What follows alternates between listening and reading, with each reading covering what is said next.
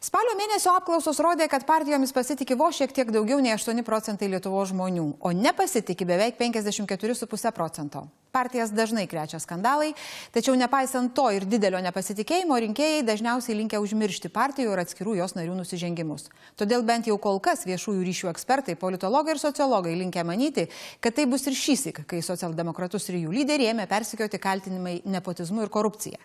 Socialdemokratai buvo vieninteliai iki šiol neturėjo problemų su teisėsauga. Darbo partija ir jos lyderiai teismuose paskendė jau daugiau kaip 10 metį. Tvarkos ir teisingumo vadas Rolandas Paksas buvo pašalintas iš prezidento posto, o praėjusiais metais partija įsivėlė į viešųjų pirkimų skandalus vidaus reikalų sistemoje. Po to iš posto išlėkė partijos ministras, o vienam jų parlamentarų pareikšti įtarimai. Panašu, kad dabar atėjo laikas ir socialdemokratams. Pirmasis į nemalonę istoriją įsivėlė partijos pirmininkas premjeras Algirdas Butkevičius, kai paaiškėjo, jog jo deklaracijoje nėra nė užuominos apie Žento akcijas įmonėje, kuri laimėjusi ne vieną valstybinį konkursą. Aprimus šiam skandalui įsiplėskė naujas triukšmelis, kurio centre įtakingas socialdemokratas Juozas Bernatonis. Buvo mesti įtarimai, kad Bernatonio asmeninio namo statybas prižiūrėjo darbuotojas įmonės, laimėjusios taip pat ne vieną valstybinį užsakymą. Tuo socialdemokratų galvos skausmas nesibaigia. Imta linksniuoti kitą įtakingą partijos narį Ričardą Malinauską. Kai paaiškėja, kad jo vadovaujamos Druskininkų savivaldybės kontroliuojamos sveikatingumo centro paslaugomis galbūt nemokamai naudojosi politinis elitas. O kai šią savaitę teismas 2 mėnesiams nuo pareigų nušalino socialdemokratą Utenos merą Alvydą Katiną, nes STT tiria galimą jo kyšininkavimą, o įtarimai pareikšti ir buvusiai premjero Algirdo Butkevičiaus sekretoriato vadoviai, įsikišo ir iki tol tylėjusi prezidentė. Didžiausią populiarumą turinčią politinę partiją vienas po kito krečiantys skandalai ir net prie premjero aplinkos priartėjęs korupcijos šešėlis menkina žmonių pasitikėjimą šalies politinė sistema. Tai aiškus signalas visoms politinėms jėgoms, kad negali būti jokio pateisinimo piktnaudžiavimui tarnybinė padėtimi, nepotizmui, protekcionizmui ar nomenklatūrinėms privilegijoms. Premjeras įsitikinęs, kad ne vienas po kito, o tik vienas skandalas susijęs su socialdemokratais ir priekaištauja prezidentei.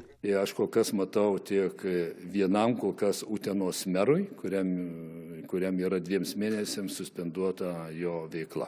Daugiau aš nematau kol kas socialdemokratų, kuriuos krėstų, reiškia, kažkokie tai netikėtumai arba teisėsaugų institucijų. Aš manau, reikėtų elgtis su žodžiais truputį atsargiau. O skandalą Druskininkuose Butkevičius vertina paprastai. Jis nemano, kad meras turi atsakyti už savivaldybių įmonių galimai neteisėtą veiklą ir siūlo palaukti iki teisminio tyrimo pabaigos. Ir dar priduria, kad meras Malinauskas elgiasi solidžiai. Tačiau ar gali socialdemokratai laukti ir nieko nedaryti? Visuomenės nuomonės ir rinkos tyrimų centro vadovas sako, kad anksti prognozuoti, kaip skandalai paveiks socialdemokratų reitingus. Kalbant apie partijas, žmonės neturi iliuzijų, kad ten viskas yra labai tvarkingai, visi šventi ir labai tokie tvarkingi žmonės. Ir yra kažkokia tokia riba, kurią peržengus, kurią jau tas skandalas tampa iš tikro skandalu. Tačiau ši riba dar nepasiekta, įsitikinęs politologas Mažvydas Jastramskis. Jo manymu, nors įtarimai rimti, tačiau ne tokio masto, kad labai sukrėstų rinkėją. Nėra to didelio masto skandalo ir aš manau, kad tai aišku sumoje socialdemokratams gali atsiliepti, nes jau tikrai ne pirmas kartas ir tai yra linksniuojama viešoje erdvėje, bet tiesiog aš nemanyčiau, kad dabar staigiai taip ims ir nukris reitingai per pusę. Panašios nuomonės ir politologas Bernaras Ivanovas. Jo teigimu abejotina, kad socialdemokratų reitingai mažės. Šios partijos elektoratas reaguoja tik į dirgiklius liečiančius juos pačius, tiksliau jų kišenę, nepalankę mokesčių reformą, pensijų ar socialinių išmokų mažėjimą. Mūsų elektoratas vis dėlto nesusieja 2 paprastų dalykų, būtent įvairių korupcinių politikų veikų arba galimų dalykų susijusių su korupcija, su savo pragyvenimo lygio problemomis ir kokybė.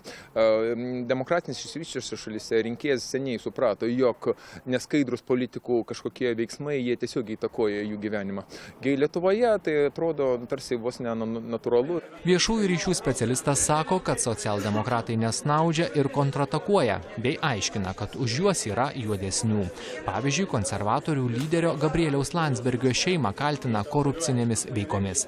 Tačiau savo problemų socialdemokratai nesprendžia. Bet vėlgi, jeigu mes turėsim šitos dalykus ilgą laiką ir šitos problemos pas socialdemokratus iš tiesų tęsis, tai yra užsitęs ir tai jie neturės greito sprendimo, tai iš tiesų ilgų laikotarpių gali padaryti labai ženklę žalą tiek partijos įvaizdžiui, tiek atskiriems jos lyderiams. Lietuvos politinis gyvenimas lakus tarsi slenkantis smėlis, kuris gali įtraukti ir sumenkinti socialdemokratų populiarumą, sako politologas Mažvydas Jastramskis. Esą ta kryptis, kuria dabar eina kairieji, nėra palanki jiems išlikti aukštumoje. Taip, rinkimus jie gali laimėti, tačiau tikrai netriuškinama ir tikrai ne tokią persvarą, kokią jie įsivaizduoja. Realiai mes įeiname į tokį lemiamą etapą paskutinių metų, kai vis daugiau tiek žmonių, tų, kurie galvoja į rinkimus, pradės galvoti, ar valdantieji yra verti jų balso. Ir pas mus tikrai būta situacija, kad iki rinkimų per metus tai pasikeičia, sakykime. Ir nebūtinai laimi rinkimus partija, kuri turi ten 6-7 mėnesius iki to didžiausią reitingą. Pavyzdžių jau yra, kai tikrai gerokai didesni skandalai neturėjo beveik jokios įtakos rinkėjų palankumui. Žmonės perenka ne tik teisiamas partijas ar konkrečius asmenis. Panašu, kad politikams Lietuvoje reikia labai pasistengti, jog atsibostum rinkėjui. Apžvalgininkai sako, kad šios situacijos nepakeis vien tik teisėsaugos struktūros besiaiškinančios nešvarius politikų darbus. Reikia, kad visuomenė taptų kritiškesnė ir nebetoleruotų politikų su šešėliu.